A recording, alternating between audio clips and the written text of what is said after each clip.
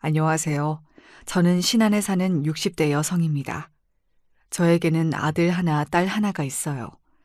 남편과는 진작에 사별하고 혼자 힘으로 키워낸 아이들이라 애정도 남다르긴 합니다. 뭐, 세상에 자기 자식에 대한 애정이 남다르지 않은 부모는 없겠지만 말이죠. 남편은 험한 일을 하는 사람이었습니다. 흔히들 말하는 조폭? 뭐 그런 거였어요.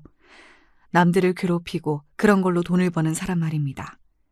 그거 다 업보로 돌아온다고 그만두라고 골백 번은 더 이야기했지만 남편은 자신은 이런 거 말고 다른 일은 되어본 적도 없다고 늘 제 이야기를 흘려들었습니다. 그리고 제 말이 맞았습니다. 남편에게 그 업보가 다 되돌아갔거든요. 남편은 교통사고로 죽었어요. 뺑소니였는데 사람들이 이야기하기로는 남편과 사이가 좋지 않았던 다른 누군가가 일부러 사고를 낸 것 같다고 하더군요. 수술받고 나온 남편이 거의 기적적으로 잠깐 정신이 들었을 때였습니다. 저에게 이런 말을 했어요. 자네 말이 다 맞았네. 무슨 말이요? 결국에는 다 업보로 돌아온다는 말이네. 남편은 그렇게 말하고선 아이들을 혼자 키우게 됐으니 고생이 많겠다고 미안하다고 하더군요. 사실 그때까지만 하더라도 병원에서도 그렇고 남편이 그렇게 갈 거라고는 생각 못 했거든요. 기적적으로 깨어났으니 이제 살 거라고 다들 그렇게 생각했는데 저에게 그 말을 남기고 바로 다음 날 남편은 세상을 떠났습니다. 마치 그 말을 하기 위해서 잠깐 생각이 돌아왔던 것처럼 말이죠. 그렇게 저는 혼자 남겨져 아이를 키우게 되었습니다.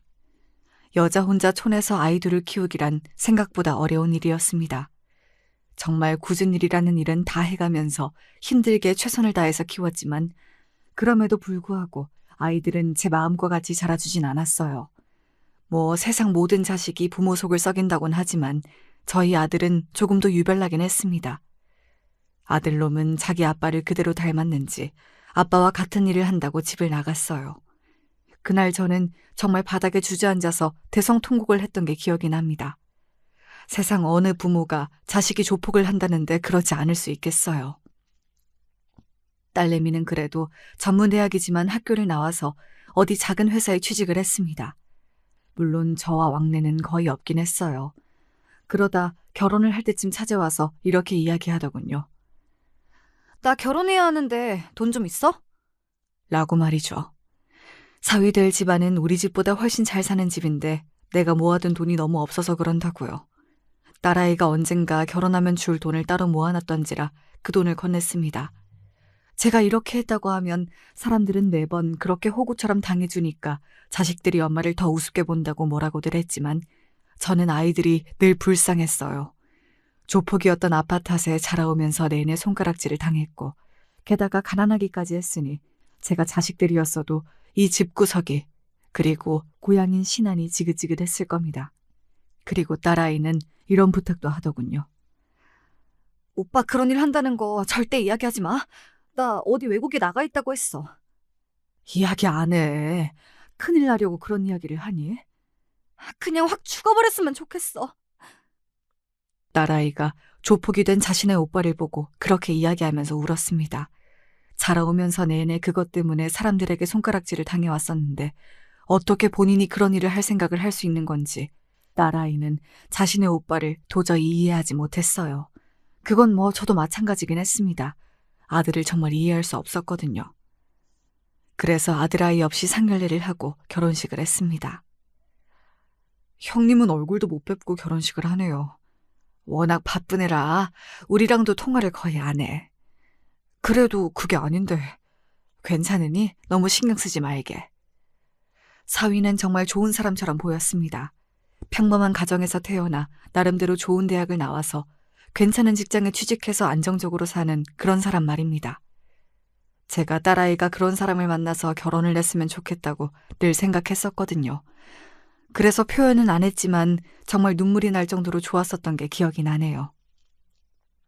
그래서 더더욱 아들 이야기를 숨기게 되었던 것 같아요. 혹시나 남편이 그리고 아들이 무슨 일을 했는지 알게 될까봐 저도 두려웠거든요.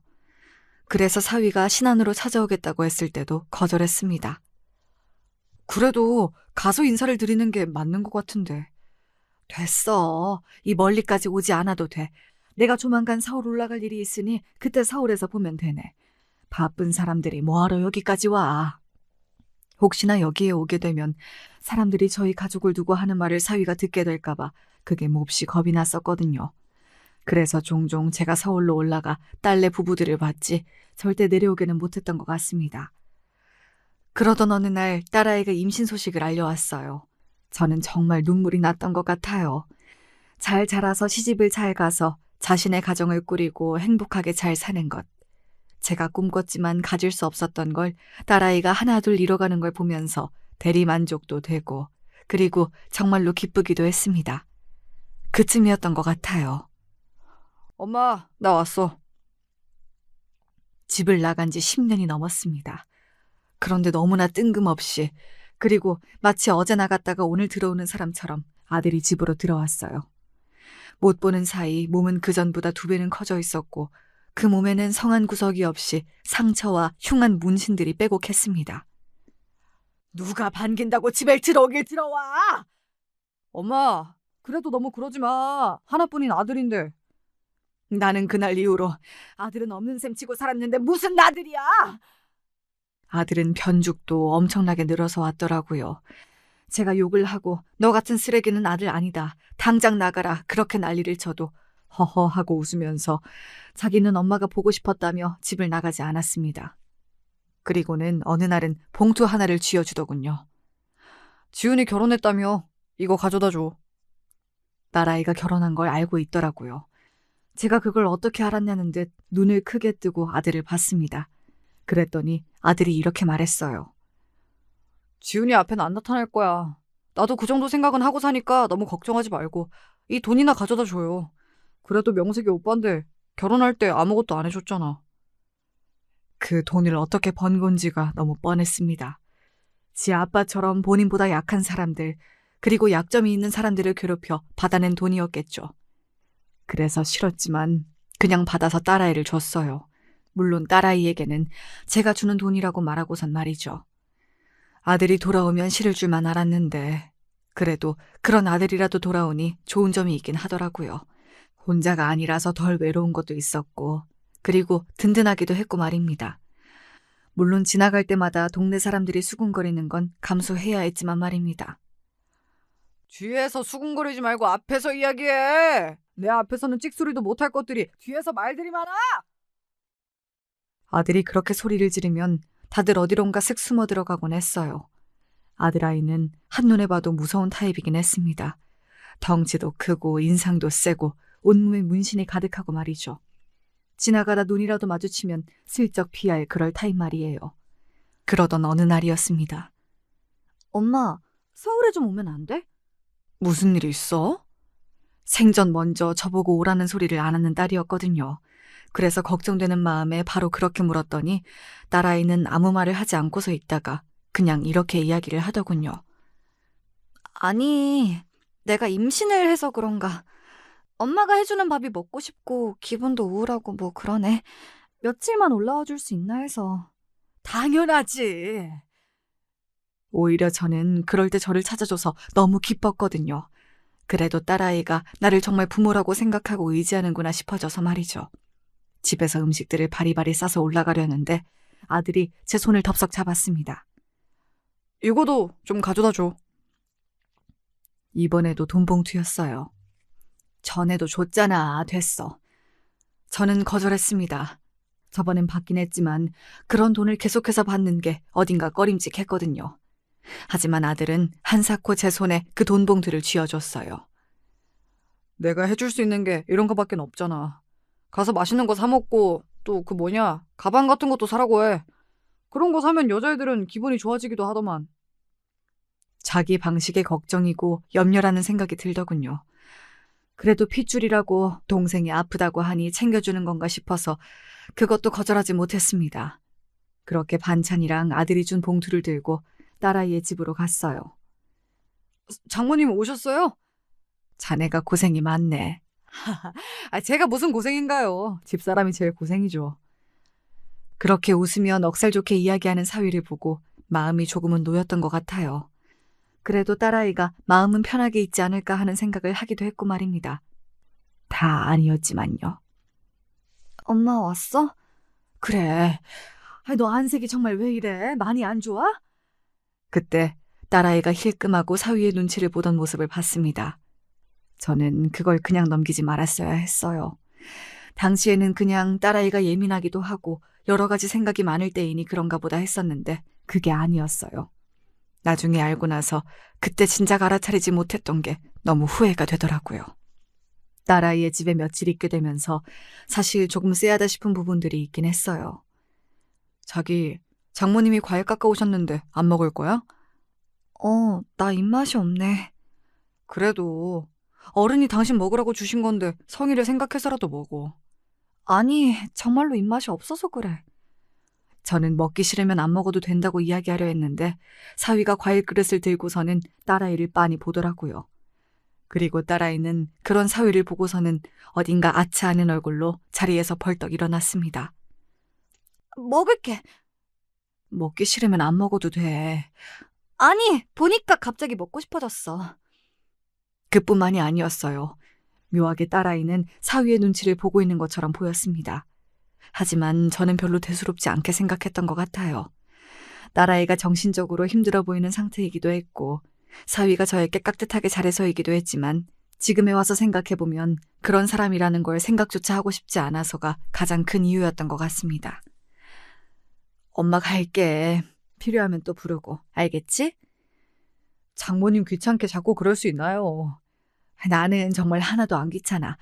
다 해줄 수 있으니까 꼭 필요하면 연락해. 응, 알겠어. 연락할게. 며칠 같이 지내면서 사위가 마냥 좋은 사람은 아닐 거라는 생각을 하긴 했습니다. 어딘가 묘하게 딸아이를 무시하는 듯한 말투와 통제하려고 하는 것 같다는 느낌을 받았었거든요. 그리고 저에게도 이상한 말을 했던 적이 있어요. 다 큰 딸이 부모님 귀찮게 하고 그러면 안 되는 건데요. 그래도 지금 임신을 한 상태이지 않나. 원래 아이를 가지면 여자들은 다 엄마가 보고 싶고 예민해지고 그런 거야. 남들 다 낳는 애 참 유난이에요. 그죠? 본인은 농담이라고 하긴 했지만 그 말이 저는 완전한 농담으로만은 들리지 않았던 것 같아요. 하지만 저는 오히려 사위의 눈치를 봤습니다. 딸아이가 혹시나 사위의 심기를 거슬러서 사위가 나에게 그러는 건가 싶고 말이죠. 사위가 쎄했던 건 그뿐만이 아니긴 했습니다. 하루는 제가 한 반찬과 같이 밥을 먹는 날이었어요. 가만히 밥을 먹던 사위가 저를 보고는 이렇게 말하더군요. 장모님 오랫동안 혼자 애 키우느라 고생만 하셔서 그런지 음식 실력은 썩 좋은 편은 아니시네요? 사실 장모의 음식이 마음에 들지 않는다고 해도 그렇게 직접적으로 말하는 경우가 흔한 건 아니었잖아요. 그래서 꽤나 당황했던 기억이 납니다. 그런 저를 보고 사위는 웃으면서 농담이라고 했지만 절대 농담처럼 들리진 않았던 것 같아요. 우리 형편에 그리고 우리 주제에 그런 사위를 본 게 정말 다행이라고 생각하고 있었기 때문에 더 눈치를 보고 맞춰주려고 하고 그랬던 것 같네요. 보통 좋은 사람이라면 상대방의 그런 태도에 감사해야 하는 것이 보통이지만 사위는 좋은 사람이 아니었기 때문에 아마 저의 태도에서 더더욱 딸아이에게 막 해도 된다는 확신을 얻었을 겁니다. 지금 와서 돌이켜 생각해보면 그 점이 딸아이에게 몹시 미안해요. 서울에서 무슨 일 있으셨어? 아니, 정희가 사위를 귀찮게 하나 싶어서. 왜? 그 새끼가 엄마한테 뭐라고 해? 너는 그 새끼가 뭐냐 그 새끼가. 여동생 남편한테. 아 됐고 왜 그러는데. 아니 그냥 눈치가 어딘가 조금 지치고 짜증난 것 같이 보이긴 해서. 엄마한테 짜증을 냈다고? 가만히 좀 있어. 그냥 그런 인상을 받았다는 소리니까. 아들은 팔짱을 끼며 안 되겠다는 듯 말했고 저는 그런 아들이 혹시나 사고라도 칠까봐 전전긍긍하며 괜히 말을 꺼냈나 하는 생각을 했던 것 같아요. 뭐 그 뒤로 바로 무슨 일이 일어난 건 아니었기 때문에 잊었지만 말입니다. 그러고 몇 년이 흘렀어요. 딸아이는 잘 사는 것 같았습니다. 그 몇 년이 흐르는 동안 딱히 딸아이에게서 다른 인상을 받은 건 없었어요. 전화도 자주 왔고 목소리도 밝았고 말이죠. 그때는 임신한 상태여서 마음이 조금 싱숭생숭했구나 생각하고 그 일은 잊고 살았습니다. 그런데 딸아이가 전화가 와서는 이런 이야기를 꺼내더군요. 오빠 요즘 뭐해? 너희 오빠는 왜? 아니, 궁금해서. 여전히 그러고 살지 뭐. 네 오빠 보면 나는 한숨만 나온다. 오빠한테 나 대신 고맙다고 전해줘. 뭘? 몰랐어?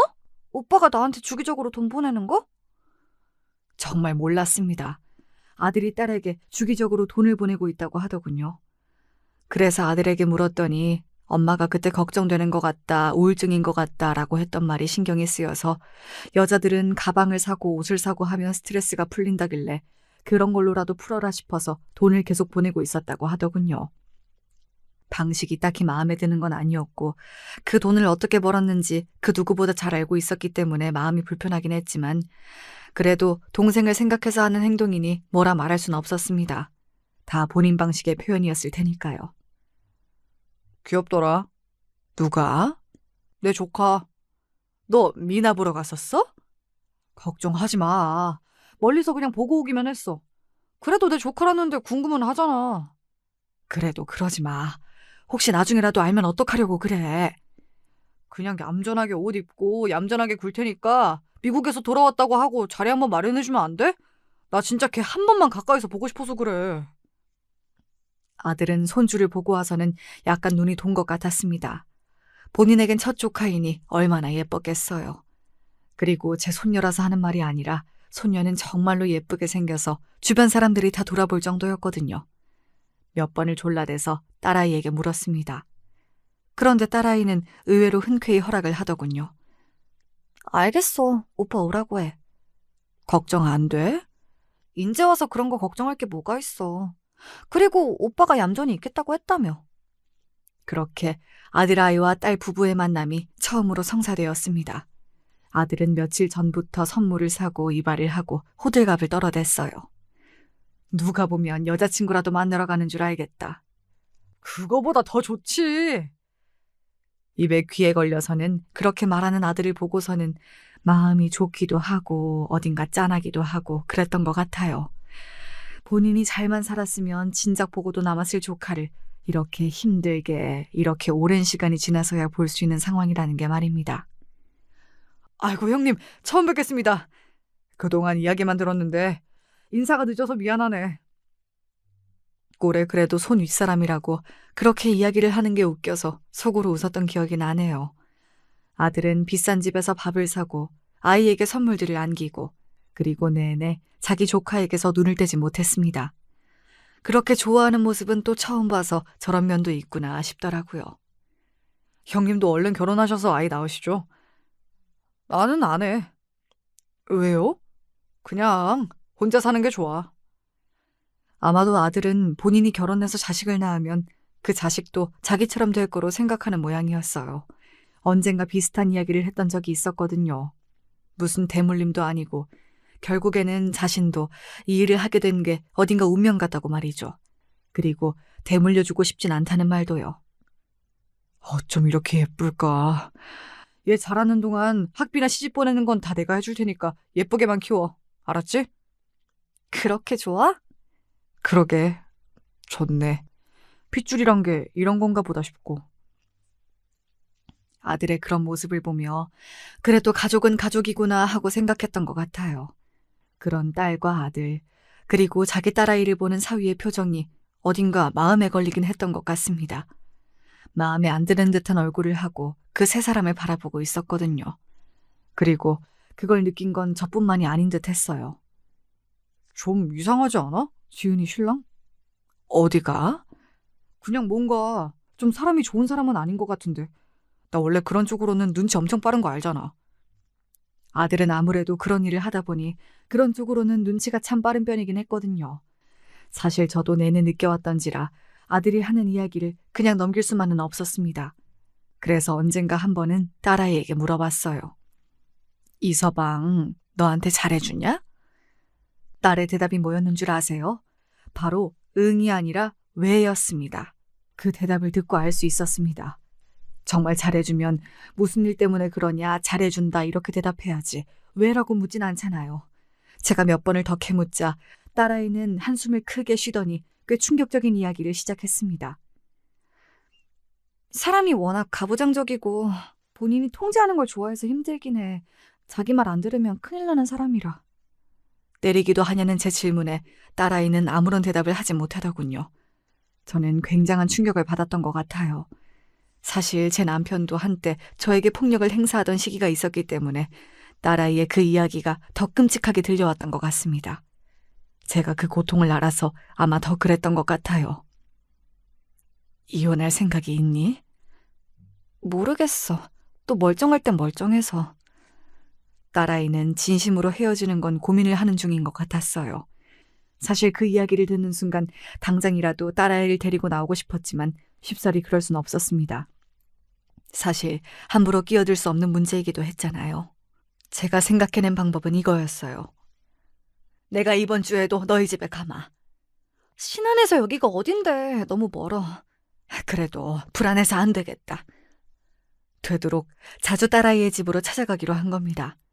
딸아이를 옆에 두고 봐야 마음이 조금이라도 편할 것 같았거든요. 하지만 그런 제 생각은 역풍 아닌 역풍을 불러오고 말았습니다. 아니, 오늘도 계시네? 술에 취한 사위가 늦은 밤 집으로 들어와 저를 보고는 그렇게 이야기했어요. 분명한 적의가 있는 표정과 말투였습니다. 저는 당황했지만 최대한 그렇지 않은 척 표정 관리를 하며 사위에게 말했어요. 손녀딸이 너무 보고 싶어서 말이지. 그렇게 말하는 저를 사위는 가만히 바라봤어요. 그러고는 피 굳더니 다시 이야기를 하더군요. 이렇게 자주 오면 내가 더 짜증나는 거 몰라요? 뭐? 내가 모를 줄 알아? 당신 딸이 자기 나한테 학대받는다고 꼰지른 거 아니야. 그래서 불안해서 이렇게 올라와 있는 거 내가 모를 줄 아느냐고. 딸이나 애미나 진짜 더럽게 멍청해서는. 자네 지금 뭐라고 했나? 더럽게 멍청하다고 했다. 왜? 나는 당신 온다는 연락 못 받았으니까 당장 내려가세요. 이 말은 멍청해도 알아듣죠? 에? 나는 우리 딸이랑 손녀 보러 온 거네. 이대로 못 가. 왜요? 장모님도 저한테 한 대 맞으실래요? 그 말에 그 자리에서 망부석처럼 굳었던 것 같아요. 그런 말을 저에게조차 아무렇지 않게 한다는 건 딸아이에게 어떻게 한다는 건지 정말 단번에 짐작이 갔습니다. 자네, 우리 딸한테도 이러나? 아이씨, 그게 너랑 무슨 상관인데? 우리 결혼할 때 뭐 하나 제대로 해준 것도 없고 물려줄 재산이 있는 것도 아니고 부모 노릇이라고는 하나도 못하는 인간이 왜 자꾸 부모 대접을 받으러 들어? 그때부터는 무슨 말을 할 수도 없이 어버버거리고만 있었던 것 같아요. 사위가 맺는 모든 말이 충격과 공포 그 자체였거든요. 네가 이러면 이럴수록 네 딸은 나한테 더 맞는다고 알아? 자네 이러면 내가 우리 아들한테 말할 수밖에 없네. 제가 사뭇 진지한 얼굴로 말했습니다. 아들아이는 덩치가 크고 날카롭게 생기긴 했지만 사위와 만날 당시에는 최대한 얌전하게 입고 가서 조용히 아이만 보고 왔기 때문에 사위는 제 아들이 그런 일을 한다는 걸 정말 상상조차 하지 못하고 있었어요. 그랬으니 그런 말을 할 수도 있었던 거겠죠. 네 아들한테 말하면 뭐가 달라져? 아, 진짜 이 할망구 웃기네. 네 아들이 나한테 와서 나를 패기라도 한다는 거야, 뭐야. 그러면 나는 신고할 건데? 제 생각인데 사위는 분명히 중간에 술에서 깬 것 같았어요. 그래서 아마 어느 정도 이후부터는 술 기운이 아닌 진심으로 생각하고 있던 걸 뱉는 거였을 겁니다. 앞으로 우리 집에 이렇게 오지 마. 알겠어? 안 그래도 드나들 때마다 수준 떨어지는 것 때문에 짜증나 죽을 것 같은데 이제는 막 연락도 없이 찾아온다는 게 소름이 끼친다. 꺼져. 꺼지라고! 사위는 그렇게 이야기하며 저를 밀어냈습니다. 저는 사위에게 붙잡혀 문 밖으로 쫓겨났어요. 아들 버린 남자에게 거의 멱살이 잡혀서 질질 끌린 채로 문 밖으로 버려지는 기분은 생각보다 더 처참하더라고요. 그리고 그게 사위라서 더더욱 말입니다. 집으로 돌아오는 내내 눈물이 멈추지 않았던 것 같아요. 아무 말을 못하고 구석에서 울고만 있던 딸아이의 얼굴이 눈에 너무나 밟혔습니다. 그리고 그런 생각이 들었어요. 나한테도 이렇게 하는데 딸아이에게는 어떻게 하겠나 하는 생각 말입니다. 다시 집으로 내려가는 내내 고민했던 것 같습니다. 바로 이 모든 사실을 아들아이에게 말을 해야 할지 말아야 할지 하는 것을 말입니다. 물론 당연히 말을 하는 게 맞고 많은 분이 그게 고민할 거리가 되냐 하시겠지만 저희 아들은 조폭이에요. 눈이 돌면 사람에게 무슨 짓을 할지 모르는 아이였습니다. 저는 사위 새끼가 걱정이 되는 게 아니라 제 아들이 걱정이 되는 거였습니다. 혹시나 무슨 일을 치를까봐 하는 걱정 말이죠. 그런 고민들을 하며 집으로 갔는데 아들이 집 거실에 누워서 텔레비전을 보고 있더라고요. 며칠 있다가 온다고 하지 않으셨어? 뭘 이렇게 금방 와?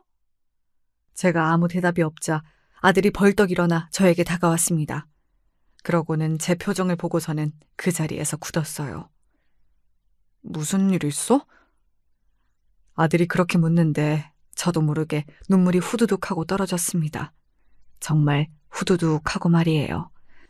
그리고 제 입에서 오늘 있었던 일에 관한 이야기가 쏟아져 나왔어요. 저는 그런 경험은 처음 해보는 거였습니다. 저도 모르게 말이 막 나오더라고요. 아마 많이 억울하고 서럽고 그런 마음이라 그랬던 것 같아요.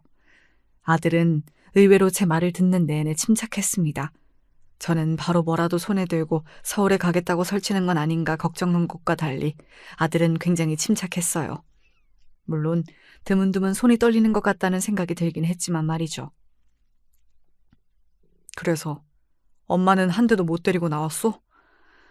거기서 너만한 남자를 내가 어떻게 때려? 뭐가 나만 해. 내 반도 안 되겠던데. 하여간 그 새끼 첫인상부터 너무 안 좋았단 말이지. 나는 그런 건 틀린 적이 없어. 그렇게 말하고서는 아들은 휴대폰을 들고 어디론가 나가더군요. 제가 그런 아들을 잡아 세웠습니다. 어떻게 하려고? 어머님 가만히 앉아서 내가 어떻게 하는지 구경이 나와서. 사람 다치게 하고 그러면 안 돼. 알지? 그런 인간 걱정하고 그러는겨? 아니, 너 걱정하는 거야, 너. 제 그런 대답에 아들은 아무 말도 없이 저를 가만히 보더니 망해갈 일은 안 만든다는 말 한마디를 남기고 누군가에게 전화를 걸며 나갔습니다. 그리고는 한참 뒤에야 들어왔어요. 무슨 전화를 그렇게 오래 하냐, 무슨 일을 벌이려고 그러는 거냐고 계속해서 물었지만 아들은 끝까지 대답해주지 않았습니다. 그저 곧 알 거라는 말만 반복했어요. 그리고 얼마 뒤 딸아이에게서 전화가 걸려왔습니다.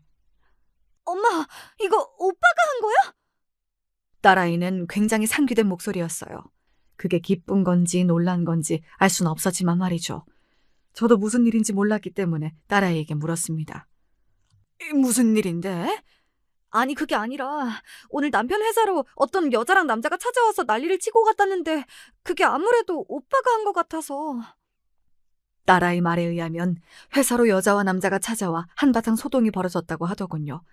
그 여자는 사위와 바람이 났다고 주장하는 내연녀였고 그 남자는 그 여자의 남편이라고 했다더군요. 내 아내랑 바람난 놈 찾아오라고 고성방가하고 회사 로비에 들어눕는 바람에 전 직원 모두가 그 사실을 알게 되었다고 말입니다. 그 여자랑 바람이 난 건 진짜고? 그런데 조금 알아보니까 그 여자가 술집 여자인 것 같더라고. 남편이 얼마 전에 접대받았는데 거기서 그 여자랑 그런 일이 있었나 봐.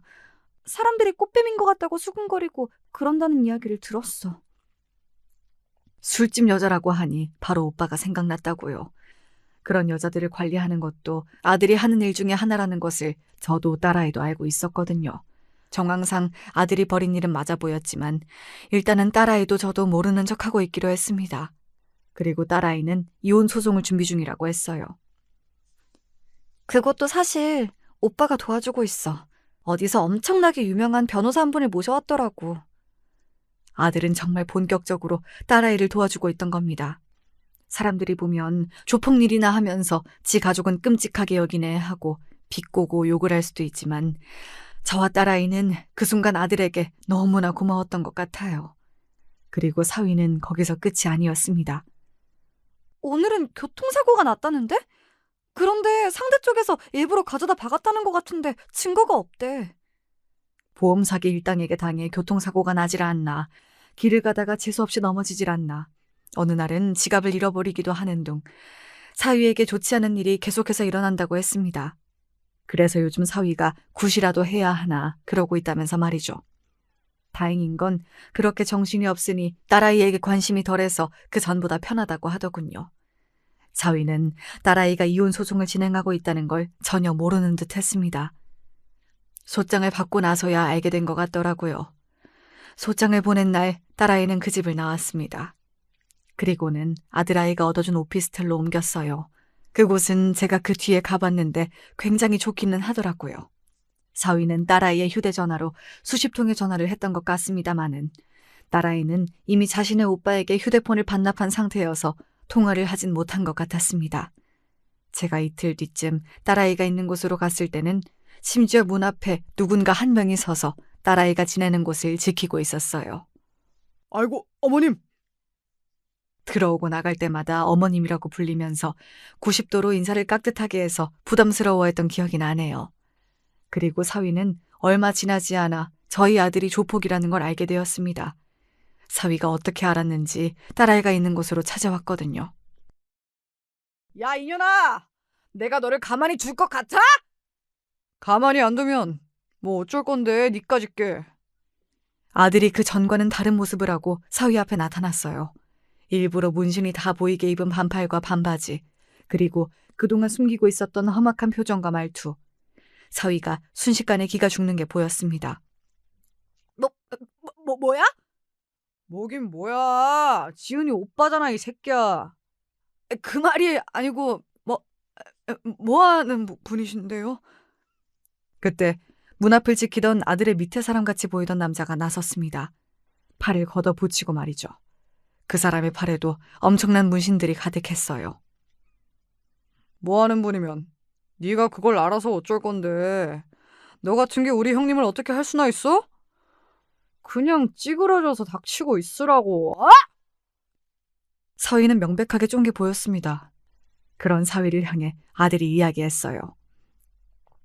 좋은 말로 할 때 내 동생이 달라는 거 다 주고 이혼 도장 찍어라. 안 그러면 너 정말 피 보는 수가 있다. 알겠어? 아들이 소리를 지르며 대답하라 했지만 무서웠던 건지 아니면 차마 그렇게는 하라고 못하겠던 건지 사위는 아무 대답을 하지 않더군요.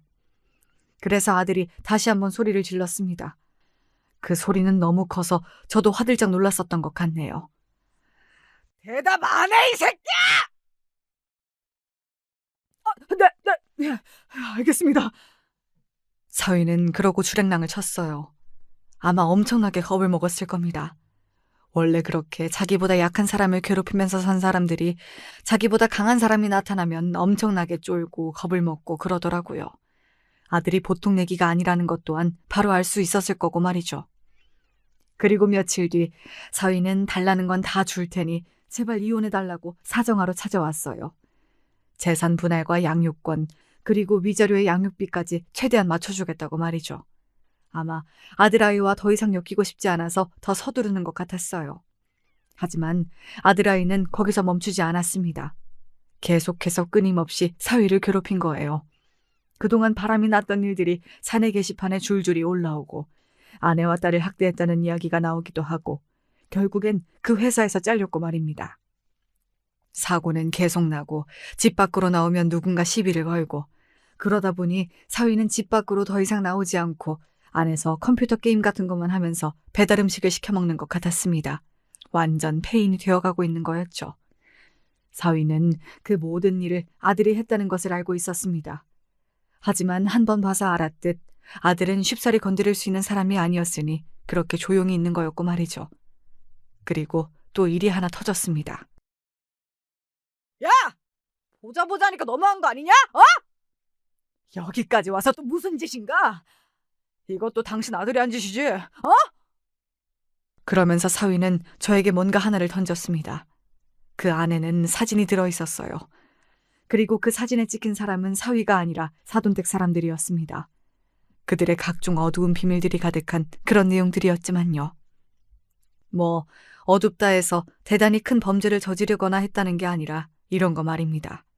불륜이라든지 사기를 당해서 빚이 생겼다든지 그리고 그걸 사돈 처녀의 예비시댁에서 알게 되어서 그 결혼이 파투가 났다든지와 같은 것들이요. 그 중에서 가장 큰 건 사돈댁이 살던 집이 집주인이 바뀌면서 당장 내일 집을 나가라 한 것이었어요. 원래 사돈댁이 그 근방에서 가장 싸게 그 집에 살고 있었다고 했거든요. 집주인과 친분이 있어서 말입니다. 그런데 집주인이 바뀌면서 잘 살고 있던 집에서 쫓겨나게 된 겁니다. 그리고 그 새로운 집주인은 당연히 저희 아들이었고 말이죠. 네가 제대로 살았으면 이런 일 없잖아. 너한테 그런 소리 듣고 싶지 않은데? 조폭 주제에 누굴 가르치려 들어? 사위는 그쯤 되니 그냥 막 가자고 나오는 것 같았어요. 아들이 그러거나 말거나 이제 본인도 눈에 보이는 게 없는 것 같았습니다. 아들은 그런 사위를 보며 웃었습니다. 사위는 그런 아들을 보고 눈이 돌아간 듯 보였어요. 웃어? 웃어? 그렇게 이야기하며 사위가 얼굴을 주먹으로 한 대 쳤어요. 물론 아들은 넘어지기는커녕 휘청거리지도 않고 그 자리에 박혀있듯 여전히 서 있었지만 말입니다. 그리고 아들은 뒤를 돌아보고 이렇게 말했어요. 찍었냐? 예, 형님. 오케이. 그러면 지금부턴 쌍방이다. 선빵은 네가 먼저 친 거고. 아들이 그렇게 말했고 무슨 말인지 알아듣느라 다들 고개를 갸웃하는 사이 아들이 사위에게 달려들었습니다. 그리고 정말 무슨 두들겨 맞는다는 게 이런 거구나 싶게 많이 두들겨 맞았어요. 사위는 당연히 덩치나 힘이나 모든 것들이 아들에게 뒤졌기 때문에 아들을 제대로 한번 때릴 수조차 없었고 말입니다. 그렇게 아들과 사위는 경찰서로 가게 되었습니다. 기다렸다는 듯 아들 측의 변호사가 와 먼저 친 건 사위였다고 억울함을 호소했어요. 그 모든 것들이 마치 짜여진 각본처럼 착착 움직였습니다. 그리고 그 생각은 저만 한 건 아니었더라고요. 야, 이 새끼야.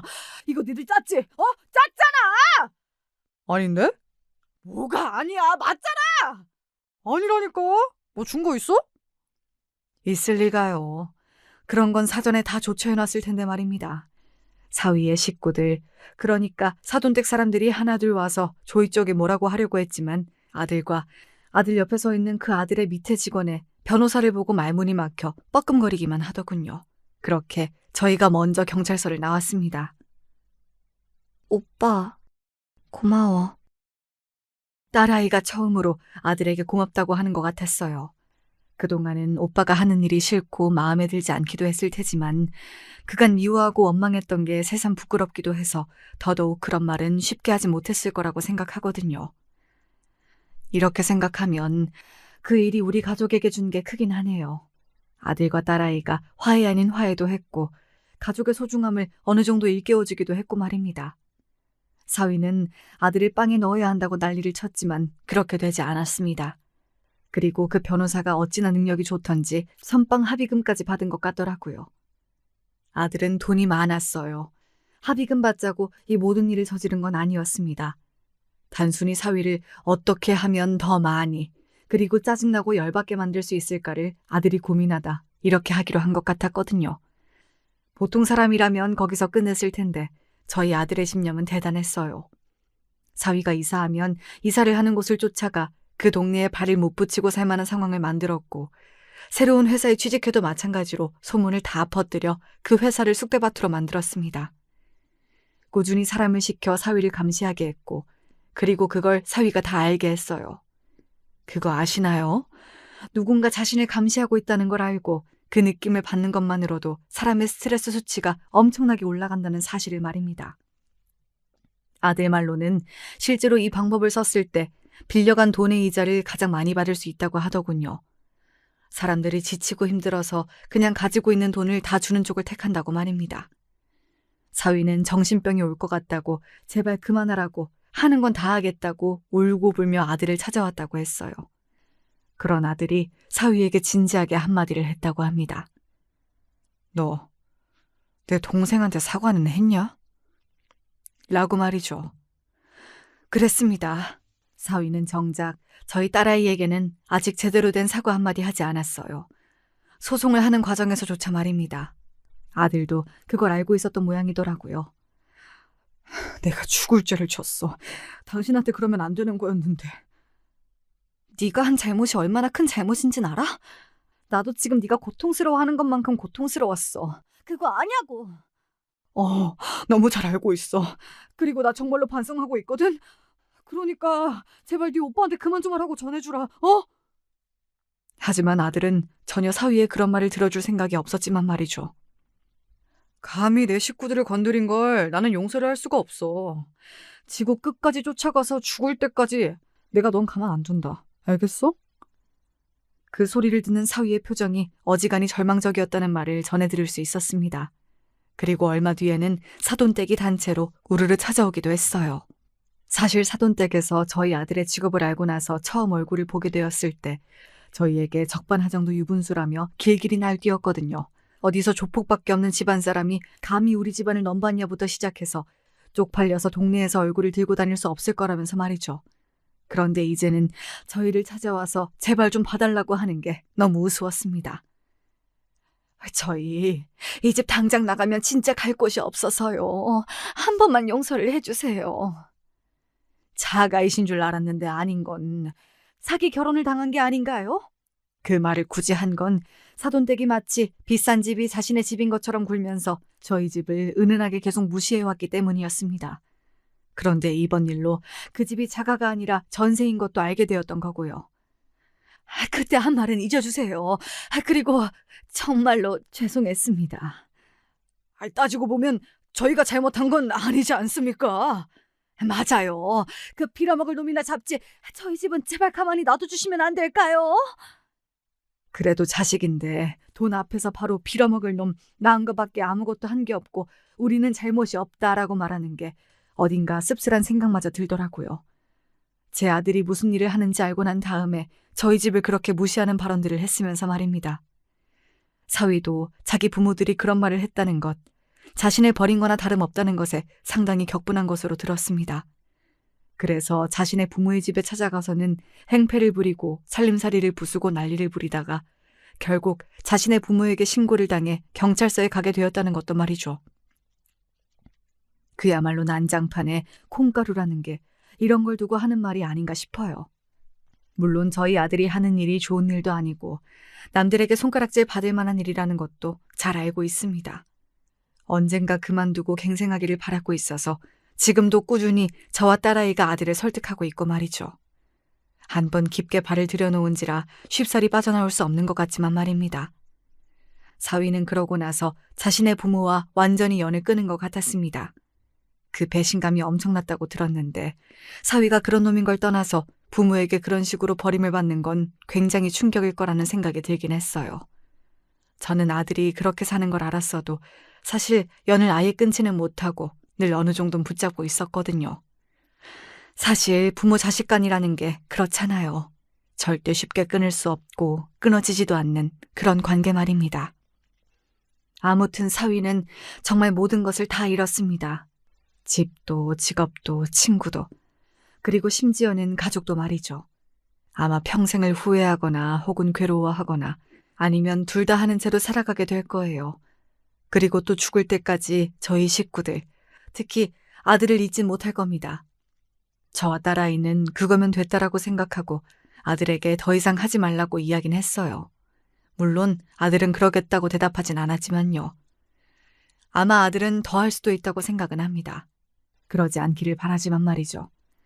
저는 이제라도 아들이 남들처럼 살기를 진심으로 바라고 있거든요. 본인은 그렇게 살 수 없다고 이미 늦었다고 이야기하지만 저는 늦지 않았다고 생각해요. 그렇게 생각하는 큰 이유 중에 하나가 사실 아들이 자기 조카인 소녀를 볼 때입니다. 정말 눈에 사랑이 가득하고 뭐 하나라도 주고 싶어 하고 그런 게 보이거든요. 정말로 많이 아끼고 사랑하는 게 보여서 저렇게 어린아이에게 사랑을 줄 수 있는 사람이라면 근본은 좋은 사람일 거로 생각하고 있어요. 사실 저희 남편이 그러기도 했고 말입니다. 그래서 저는 오늘도 열심히 아들을 다양한 방법으로 설득 중이에요. 직접 말로 하기도 하지만 손녀와 놀게 하면서 세상을 조금 따뜻하게 봤으면 하기도 하고 그러다 보면 달라지고 싶어지지 않을까 하는 생각도 들어서 말이죠. 소중한 게 생기면 사람이 달라지기도 하잖아요. 오늘 제 이야기는 여기까지입니다. 아마 그 누구도 사위의 이런 결말을 예상하지 못했을 거예요. 당연하죠. 이런 걸 누가 예상이나 하냐고요. 알고 봤더니 아내의 친오빠가 조폭이라 상상도 못할 방식으로 복수를 당한다. 이렇게 이야기하니까 어디 뭐 영화나 드라마에서나 나올 법한 이야기긴 하네요. 사실 그래서 사연을 쓰게 된 것도 있습니다. 많은 분들이 우아하고 들어주실 것 같아서 말이죠. 사연이 길어졌네요. 주절주절 이야기하느라 이만큼 길어진 줄도 몰랐습니다. 저는 이제 그만 여기서 이야기를 마치도록 하겠습니다. 아, 한 가지. 저희 아들이 갱생하고 잘 살 수 있는 방법 같은 게 생각이 나시면 댓글로 달아주세요. 제가 와서 읽어보고 괜찮다 싶은 것들은 한번 시도해 보겠습니다. 들어주셔서 감사합니다. 언제 어디서나 건강하세요.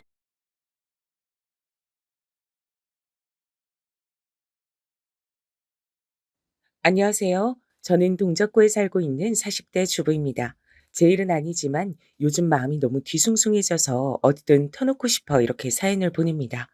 다름이 아닌 저의 시댁 때문인데요. 사실 시집살이 같은 문제면 지인들에게 몇 번 욕하고 끝내겠지만 그런 일차적인 상황이 아니에요.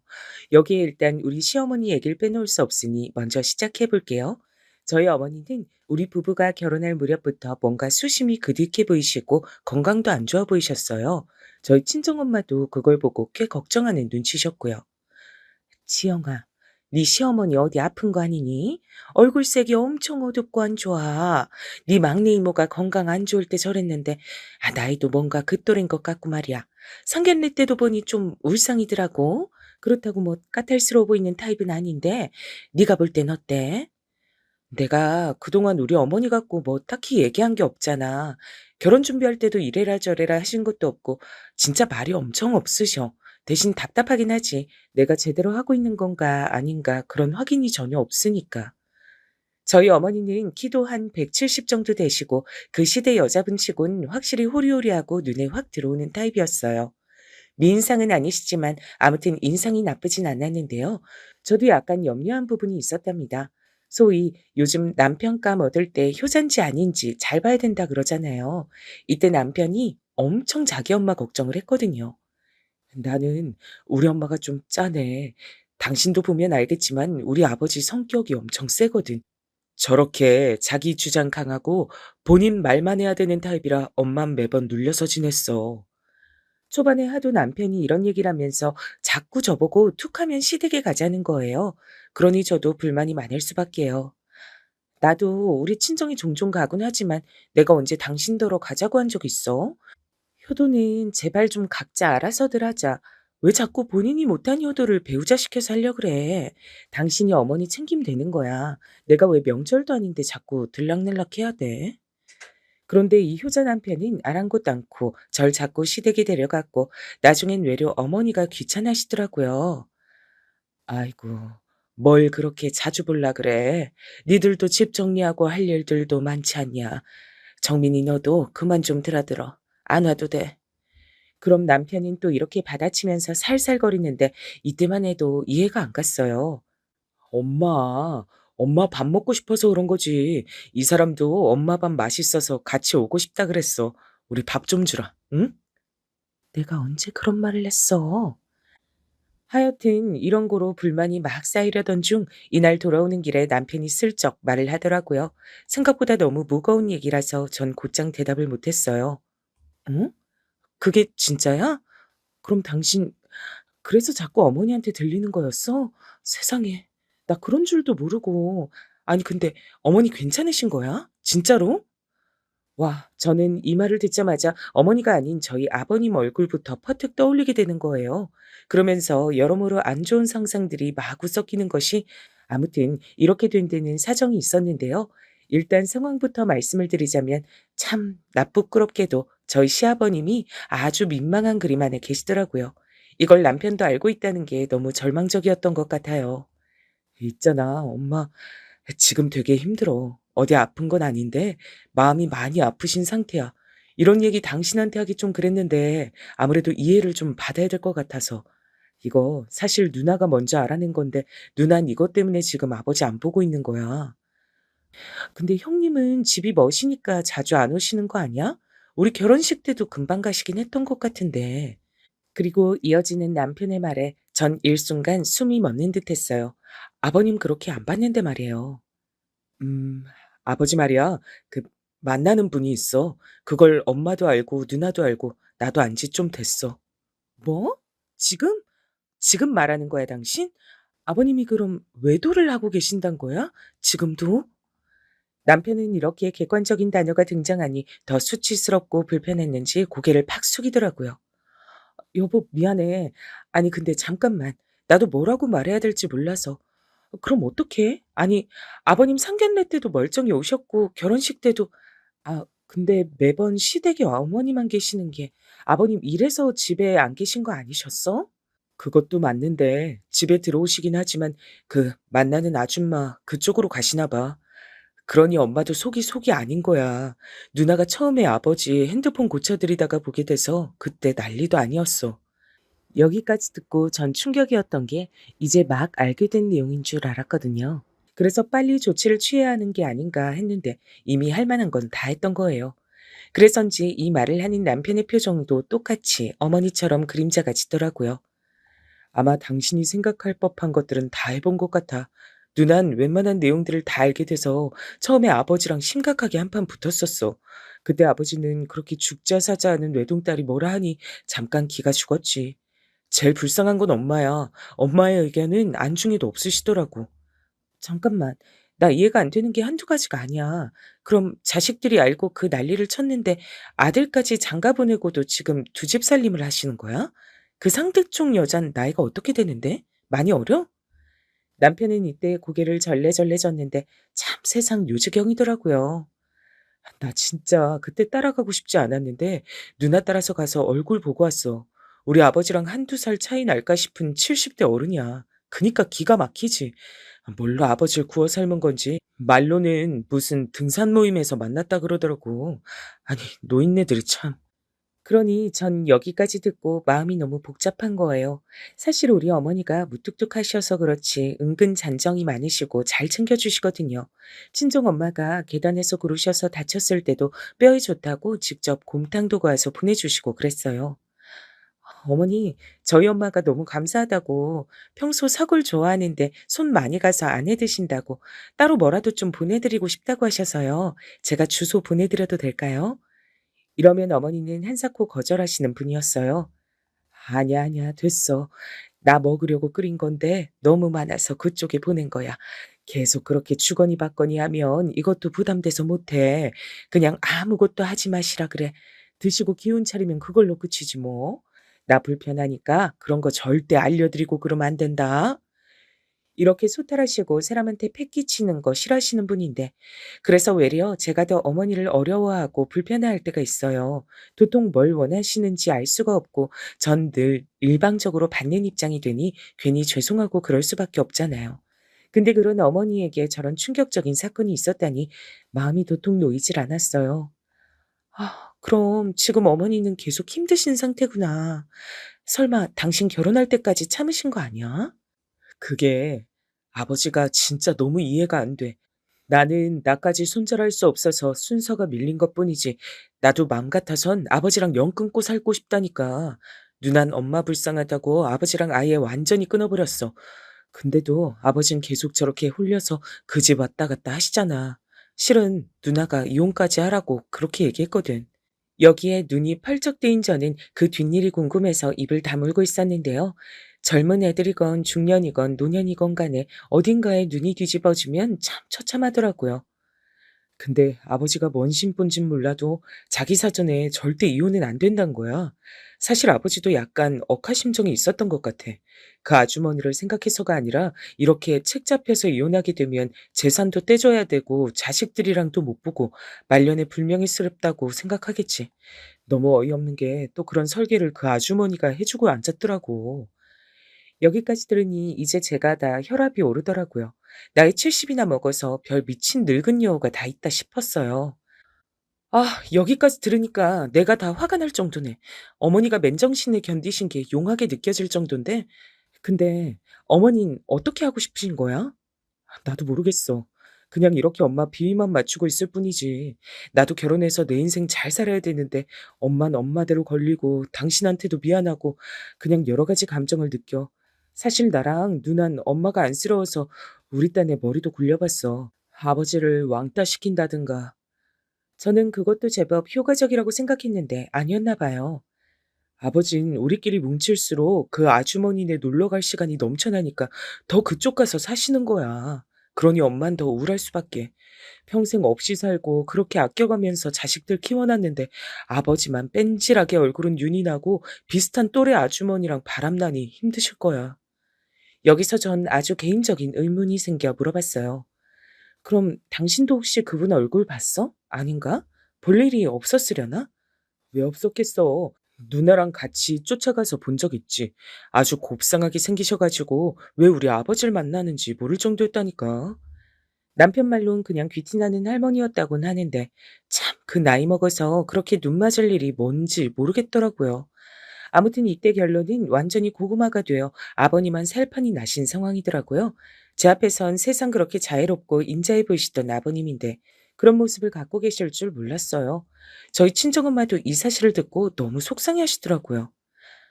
옛날에야 그런 일들이 많았다지만 요즘도 내 세대에 나이 처먹고 그런 인간들이 있을 줄 몰랐다.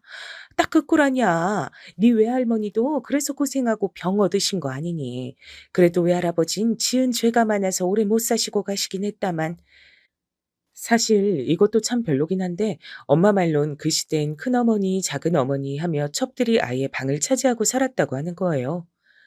뭐 지역별로 다를 수도 있지만 그렇게들 살던 시대였어. 우리 집도 그랬고 난 그 작은 엄마네 따라다니던 오빠가 아직도 잊혀지질 않아. 나중에 병 얻어서 죽었다지. 난 천벌 받은 거라 생각해.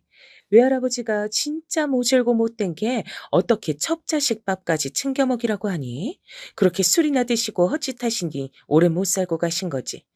첩도 첩자식도 편히 못 살고 말이야. 이런 뒷얘기까진 몰랐는데 들어보니 정말 절망적이긴 하더라고요. 아무튼 엄마 말 맞다나 요즘 시대에도 이렇게 맘고생하고 아무것도 못하시는 어머니가 너무 안쓰러웠어요. 그러고 한 6개월쯤 지나 저희에겐 예쁜 아기 천사가 찾아왔고요. 그러다 보니 저도 시댁에 신경 쓸 새가 없었답니다. 남편도 그때 대장에 뭐가 있다고 해서 간단히 수술도 하고 서로 건강 챙기고 하느라 정신 없었어요. 하지만 임신 소식에 무척 기뻐해 주셨던 어머니 그제서야 좀 살 소망이 있다고 하시더라고요. 내가 진짜 인생에 낙이 하나도 없었는데 우리 정민이 얘기라고 하니까 너무 기대가 되고 행복하네. 얼른 보고 싶다 나도. 그러시면서 저한테 내내 뭐 먹고 싶은 것이 없는지 저 먹을 거 챙겨다 주시고 했어요. 나도 옛날 사람이라 너무 뒤처진 걸 수도 있는데 내가 애들 낳을 땐 그렇게 속꼬리 고아 먹고 뭐도 하고 그랬어. 너도 사골 잘 먹니?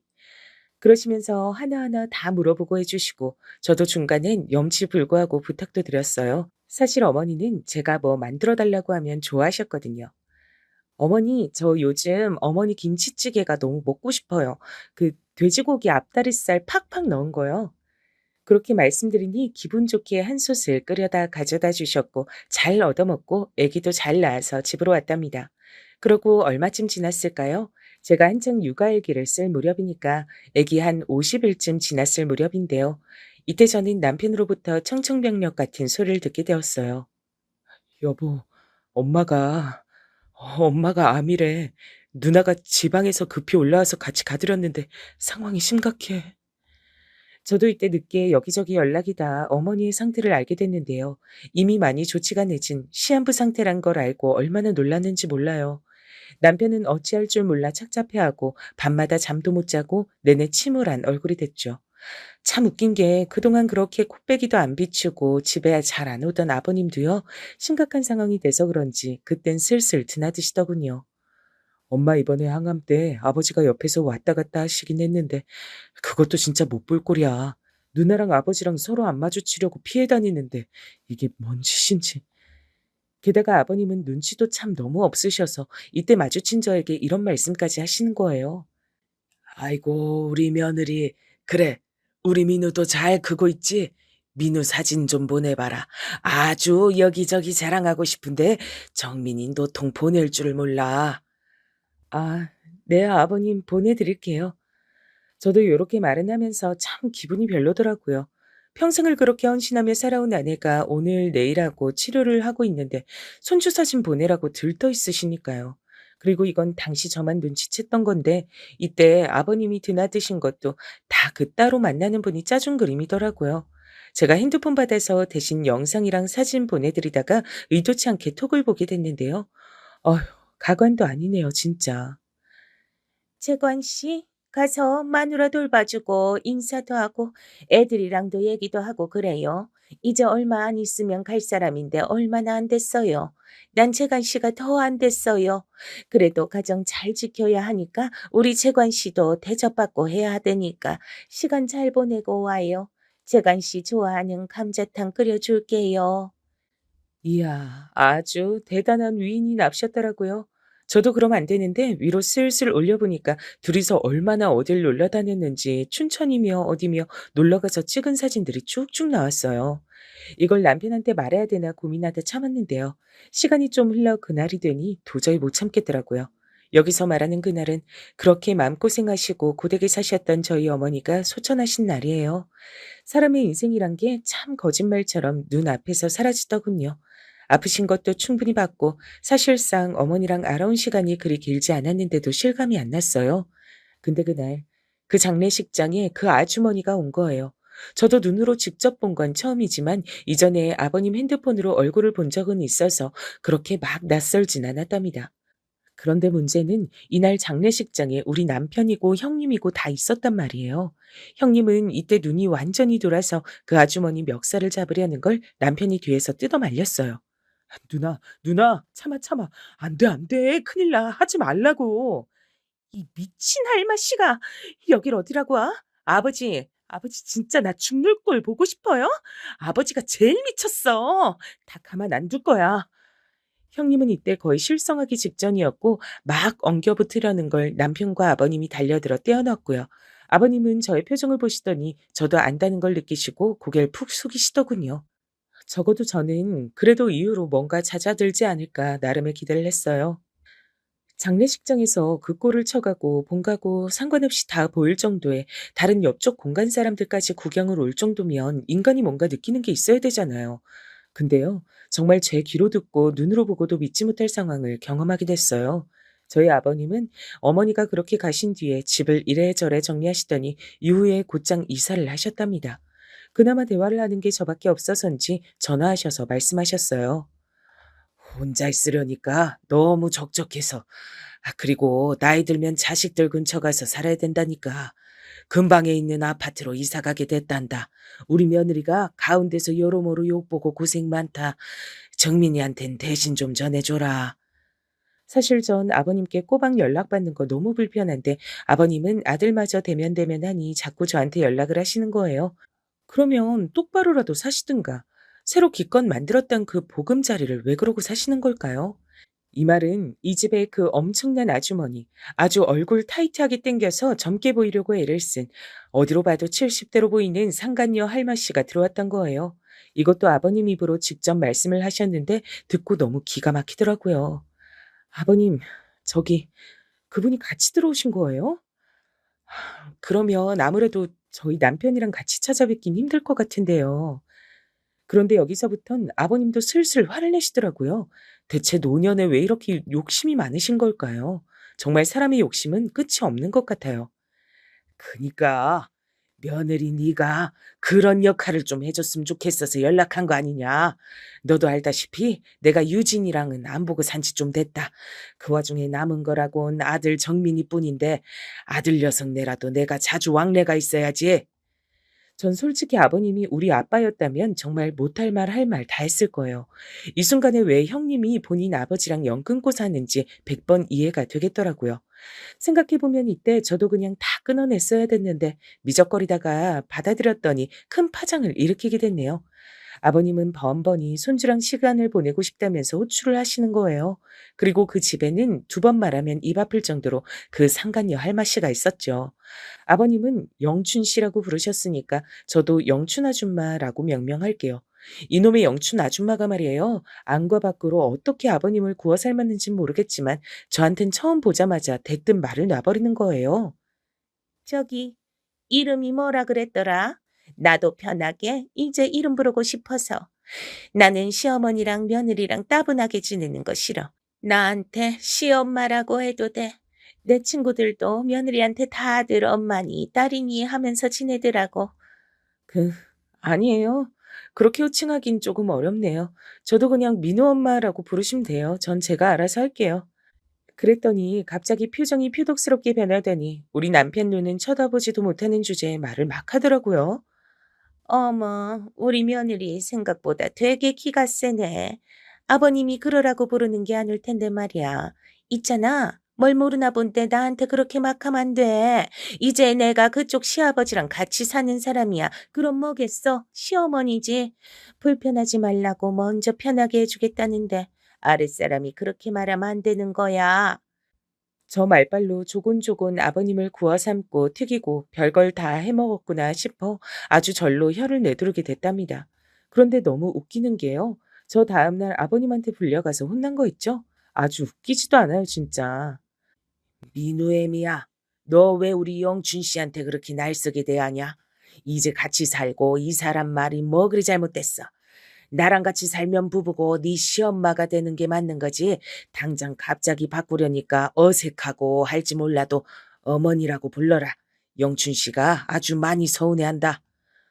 와, 저는 무슨 옛날에 집 나갔다 돌아온 아빠랑 같이 살게 된 마냥 어머니 계실 때 연락도 없고 잘 얼굴도 안 비추시던 시아버지랑 자주 보게 된 것도 불편하거든요. 근데 무슨 상간녀 할머니를 끌고 들어와선 시어머니라고 부르라니 이건 남편이 봐도 못할 짓이잖아요. 근데 이때 아버님이 너무 비겁하게 한수를 두시더라고요. 아마 정민이도 싫어하고 서로 불편할 거 안다. 근데 상황이 이렇게 된 걸 어쩌겠어. 간 사람은 가고 사는 사람들은 또 살아야지. 계속 이렇게 자식들이 척을 지니까 살 수가 있나. 이런 말까지 안 하려고 했다만 영춘 씨네 아들, 딸이 얼마나 나한테 잘하는지 아냐? 좀 극단적으로 말해서 자꾸 이런 식이면 나도 재산 못 물려준다 전해라. 생각들이 없어 생각이. 야, 참. 부모가 말년에 수치를 저지르고선 자식에게 돈을 인질 삼아서 강제 효도를 요구하다니 이게 뭐예요, 정말. 게다가 그 재산은 아버님 혼자 일구신 게 절대 아니란 말이에요. 저희 엄만 여기까지 듣고 답답해서 가슴을 치셨어요. 내가 볼 땐 니네 시어머니 잘못이 크다.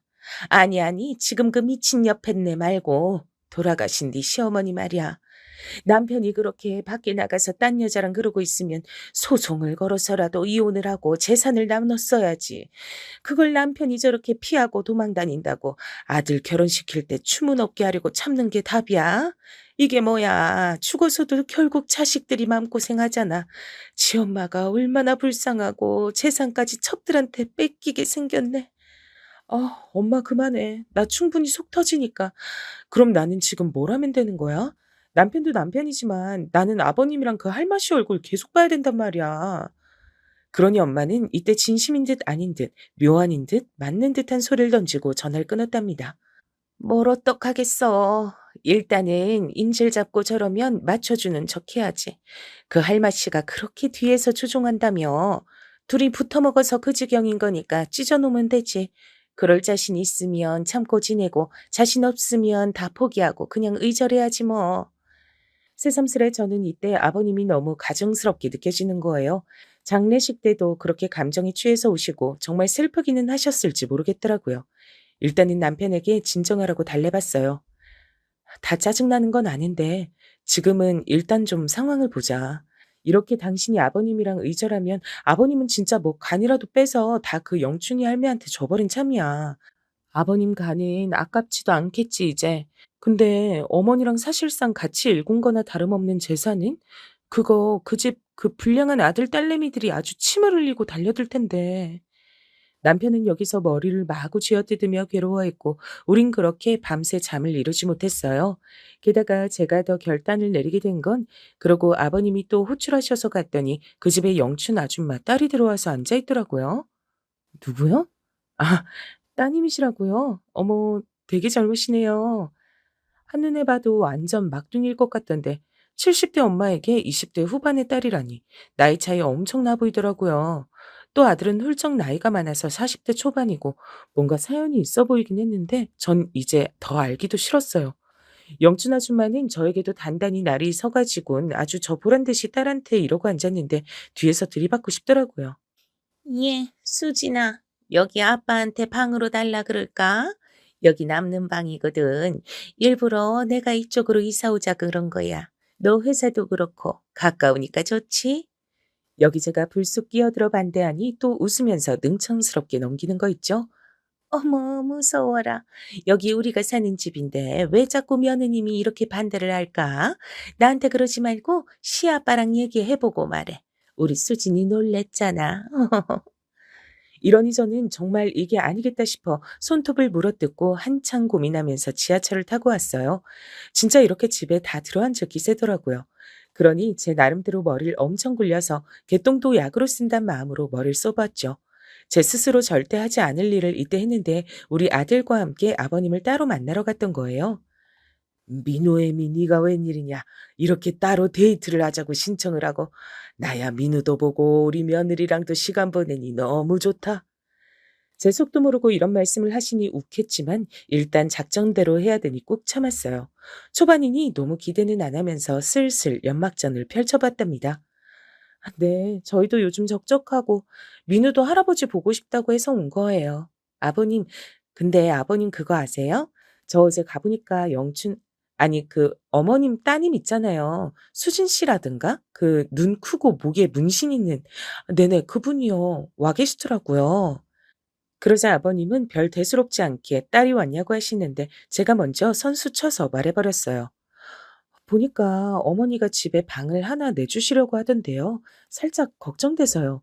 실은 정민 씨가 이제 슬슬 아버님한테 마음도 풀고 형님도 데려오려고 하거든요. 근데 그 어머니 따님이 그렇게 방을 갖고 계시면 오기 힘들지 않을까요? 저는 이때 순간적으로 머리를 짜내어 거짓말을 했어요. 남편은커녕 저희 형님은 죽을 때까지 아버님을 안 본다고 했으니 있을 리가 없는 일이었거든요. 근데 아버님은 자식들한테 외면당하기 나름 상처였는지 이때 좀 꿈틀하시긴 했어요. 정민이가 유진이까지 데리고 온다고 하더냐? 아직 형님이랑 얘기된 건 아니지만 그러려고 생각은 하는 것 같더라고요. 아무튼 어머니 따님 아주 예쁘고 똘똘해 보이던데요. 근데 한 집에서 사시는 건 좀 그렇지 않으세요? 죄송한 얘기지만 저도 어머니랑 이제 막 적응하고 있는데 따님이랑은 시간이 많이 걸릴 것 같아서요. 민우도 자기 고모가 따로 있는데 새로운 고모가 있는 거 보고 놀랄 수도 있고. 아무튼 저는 이게 말이 되는지 안 되는지도 따지지 않고 정말 별수를 다해서 둘러댔어요. 어떻게든 그 영춘 아줌마 뜻대로 돌아가지 않게 하고 싶었거든요. 그러면서 슬쩍 옛날 명언에 기대어 이 말 한마디를 쓱 던지고 빠졌답니다. 왜 첩이 첩고를 못 본다는 얘기 있잖아요. 그걸 인용해서 이렇게 말씀을 드렸는데 생각보다 아버님 꽤 동요하시던데요. 근데요, 아버님 좀 외람된 말씀이지만 그 수진 씨나 광철 씨 두 분 다 어머니가 어떻게 얻으신 자녀들이세요? 각자 나이 차이가 꽤나 보여서. 음, 저도 약간 걱정되는 게 있어서 말이에요, 아버님. 그러자 아버님은 본인도 그게 그렇게 막 시원스러운 배경은 아니셨는지 왜 그러냐고 곧장 물으시더라고요. 그게 걱정스럽잖아요. 본래 부모님이 재혼하시면 자식들은 걱정이 많을 수밖에 없으니까요. 아버님이 새로 누굴 만나시는 걸 반대하는 게 절대 아니라요. 상대가 괜찮은 사람이어야 되니까 그런 것들을 신경 쓰는 거죠. 사실 아버님이랑 연춘 아줌마랑 제대로 시골리고 그런 것도 아니고 혼인신고도 했는지도 모르겠지만 일단은 쭉쭉 얘기를 했어요. 그게 좀 그렇잖아요. 자식을 어떻게 얻으신 건지 시원하게 알려준 게 없어 보이고, 그러고 벌써부터 그렇게 딸을 데려와서 집을 내주실 생각을 하는 게, 제 친구네도 보니까 아빠가 황혼 재혼하셨는데 말년에 재산까지 다 뺏기셨어요. 죄송해요. 아버님 이런 얘기. 그러면서 눈치를 쓱 살폈는데 참 뭐랄까 나이가 젊건 많건 간에 남녀 간의 연애는 얼마나 덧없는지 느꼈네요. 그렇게 와이프 고생시키고 암까지 걸려 먼저 보내게 할 정도의 천년의 사랑 짓거리를 했으면 이 정도 말에는 뚝심 있게 흔들리지 않아야 되잖아요. 근데 아버님은 벌써 눈동자가 슬슬 흔들리시더라고요. 그, 뭐, 그래. 그런 경우도 있겠지. 아버님 평생 열심히 사셨고 재산 힘들게 일구셨는데 생각해보면 이렇게 저희 형님의 남편까지 다 등지고 살게 되셨는데도 어머니께선 아버님 생각을 많이 안 해주시는 것 같아서요. 그럼 저렇게 수진 씨 데리고 들어오려고도 안 했을 거고. 암튼 슬슬 자기 자식들 들어앉히고 이런저런 구실 붙여서 재산 빼앗고 내빼는 경우가 보통 많은 게 아니에요. 저도 한참 고민했어요. 그러니 아버님은 역시나 표정이 좋지 않으셨고 전 마지막으로 쐐기를 박았어요. 아버님 심란하시게 이런 말씀 드려서 죄송해요. 이건 비밀로 해주셨으면 좋겠어요. 어머니가 들으셔서 좋아하실 얘기가 아니고 또 그런 분이 아닌데 괜히 불편하실 수도 있으니까. 아무튼 그럼 또 들릴게요, 아버님. 그러고 나와서는 나름의 수학은 있다고 생각을 했답니다. 그러고 분위기를 보아하니 아버님께선 진짜 영춘 아줌마한테 얘기를 안 하신 것 같더라고요. 왜냐면 그 후에 영춘 아줌마가 저를 대하는 분위기에 딱히 차이가 없어 보여서요. 이런 상황을 일단 남편에겐 얘기하지 않은 채 전 조심스럽게 이 상황을 이어갔어요. 먼저 저를 불러다가 만나자고 하시기에 저도 아버님 댁에 갔죠. 아시다시피 이번에 재관 씨 생신이잖아. 다 같이들 모여서 축하하면 좋을 것 같아. 이번에 우리 아들, 딸도 오라 그래서 같이 밥 먹을까 하는데 며느님은 어떻게 생각해?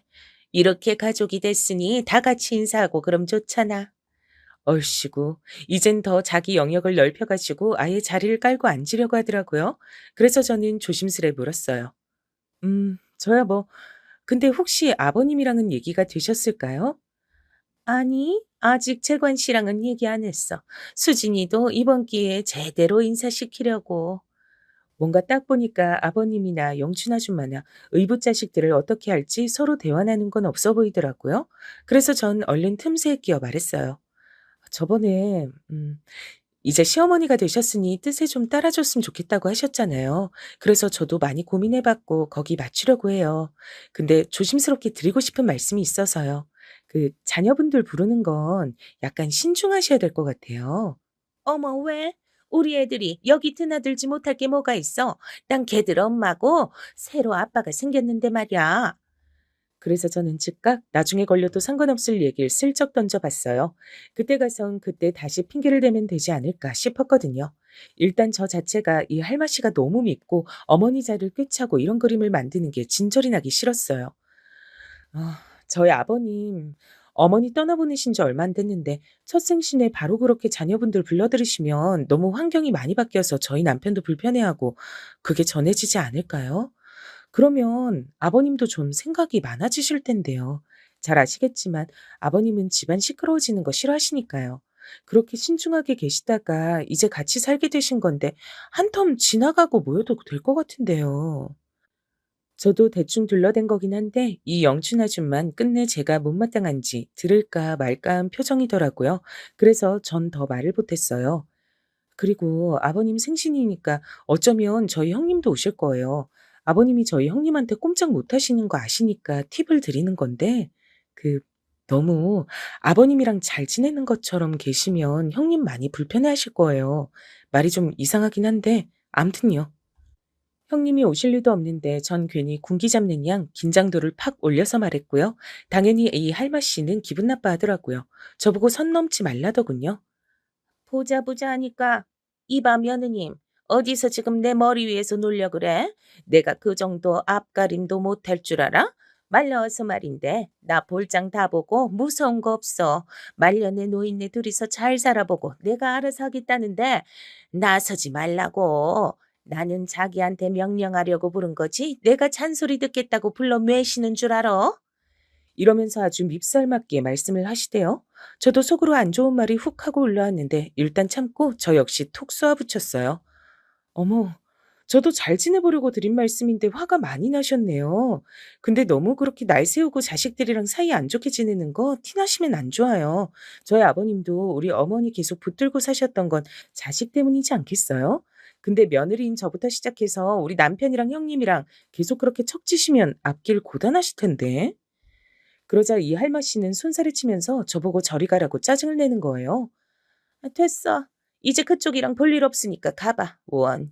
오냐 오냐 하고 들어줬더니 아주 기고만장 괘씸하기 짝이 없네. 날 아주 손바닥 안에 놓고 갖고 놀라 그러네. 웃겨서 아주. 저도 이때 눈 하나 깜짝 안 하고 진짜 너무 얄밉고 열이 확 올라서 따다다 차분하게 반박했어요.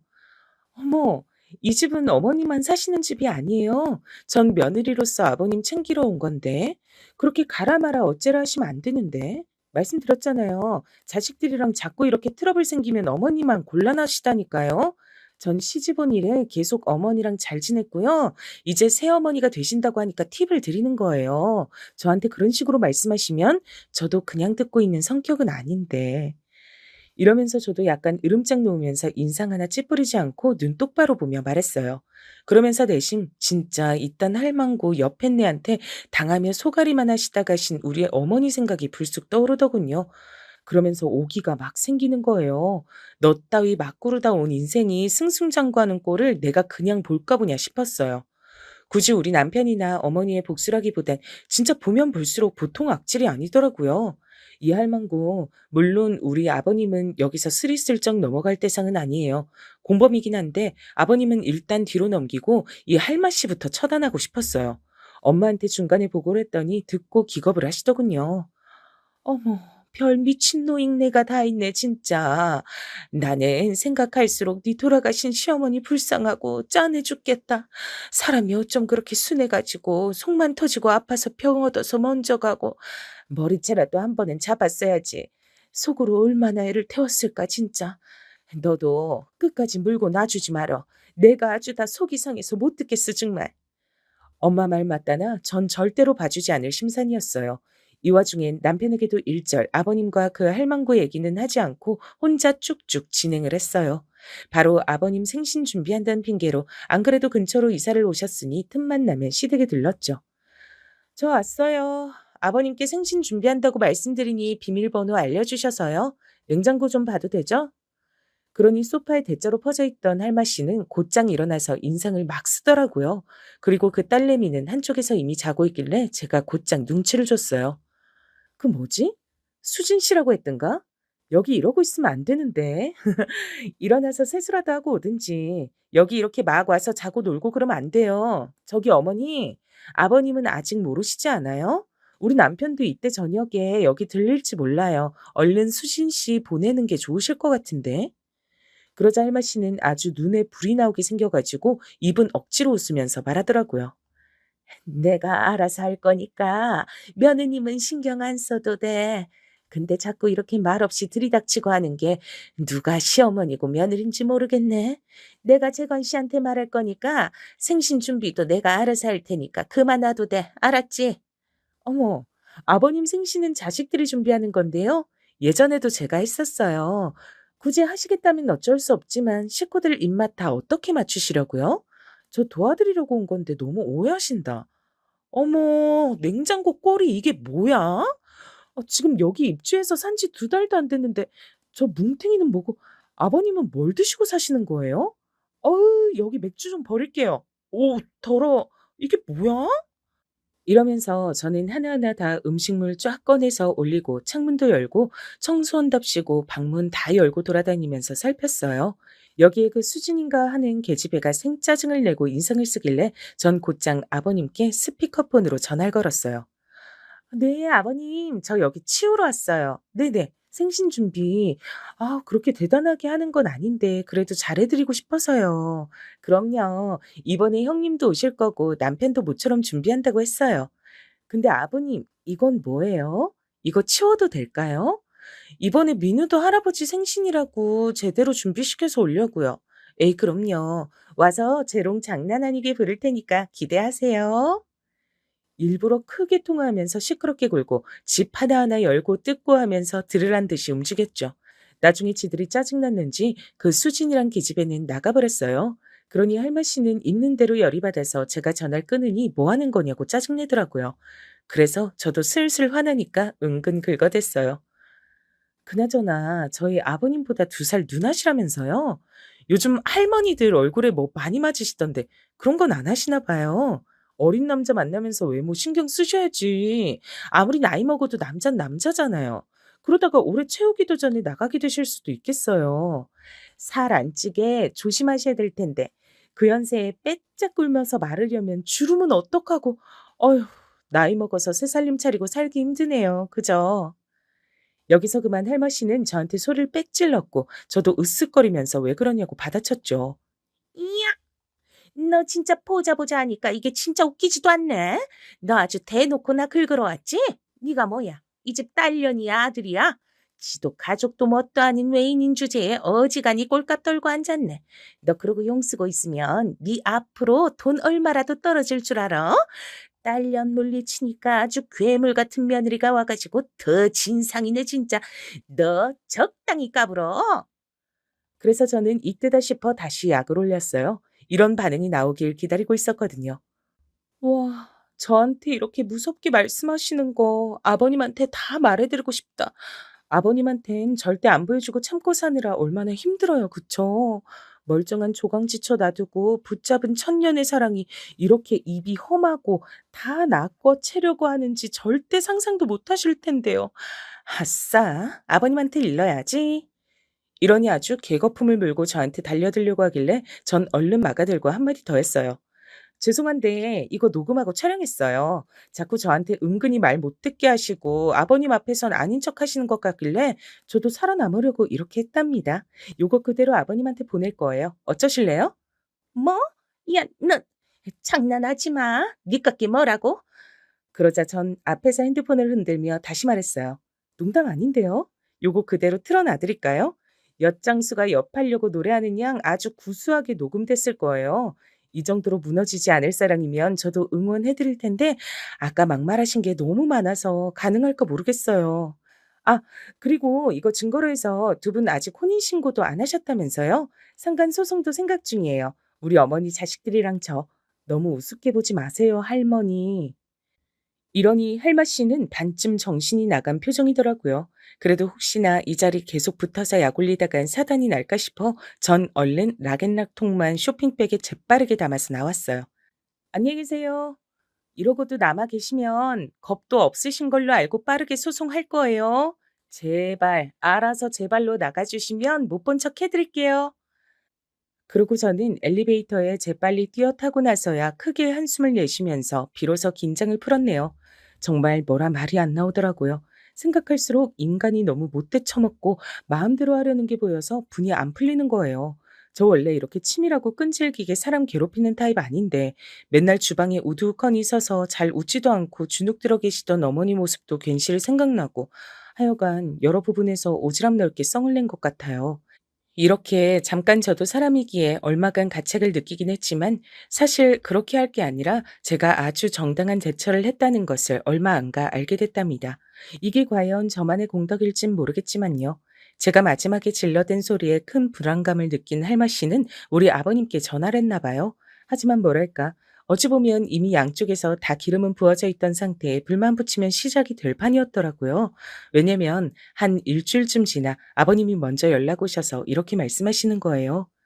그 생신이고 뭐고 올해는 그만하자꾸나. 그럴 기분이 안 돼서 말이야.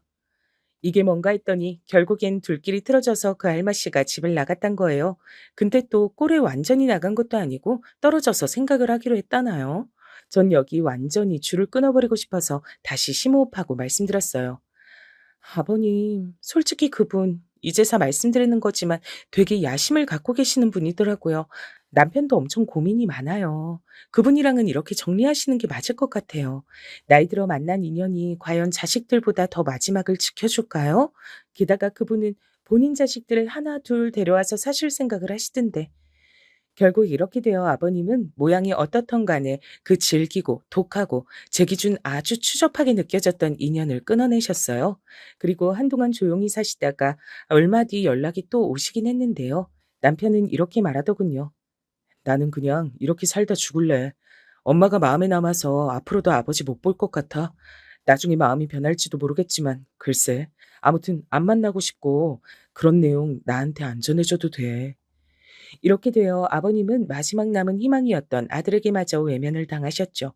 이러니 저러니 상간녀에게도 버림받고 상간녀도 쫓기듯 도망 나갔고 그렇게 죽고 못 살던 그들에게 낙원은 없었네요. 여러모로 씁쓸하지만 어쩌겠나요? 전 그 할맛이 약 올리고 쫓아낼 때도 도끼가 차있긴 했지만 아버님이라고 마음 편하시길 바라진 않았어요. 엄연히 이 상황에 아버님은 피해자가 아니잖아요. 외롭게 가신 어머니를 생각하면 남편의 말을 빌려보자면 아버님도 외롭게 마무리하시는 게 맞지 않을까 생각됩니다. 조강지처를 버리고 자식들 속을 그렇게 찢어내셨으니까요. 앞으로도 저희는 이렇게 살아가게 될 것 같아요. 다소 무거운 얘기였지만 여기까지 들어주셔서 감사합니다. 모두 건강하세요.